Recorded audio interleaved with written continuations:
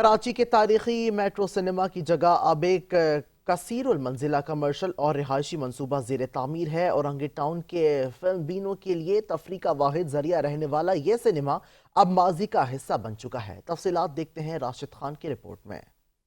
Metro cinema Karachi کے نواح میں آباد اورنگی ٹاؤن کا پہلا سینما تھا جو یہاں کے فلم بینوں کے ذوق کی تسکین کیا کرتا تھا۔ تاریخی حیثیت کے حامل اس سینما کی زمین پر اب شرف مال اینڈ ریزیڈنسی زیر تعمیر ہے۔ زیر تعمیر عمارت کی حقیقت جاننے کے لیے عمارت کے مالکان سے رابطے کی کوشش کی گئی تو انہوں نے کوئی بھی موقف دینے سے انکار کر دیا۔ اورنگی ٹاؤن کے سیکٹر 3 میں پلاٹ نمبر ST2 پر واقع سینما سے متعلق مقامی افراد کا کہنا تھا کہ میٹرو سینما کا ماضی انتہائی شاندار تھا۔ ہمارے اورنگی ٹاؤن کا واحد میٹرو سینما تھا جو اب ختم ہو گیا ہے اور اسے ختم کر کے جو ہے یہاں پر مال بنایا جا رہا ہے۔ میٹرو سینما میں جاتا تھا نا 5 روپے ٹکٹ تھا۔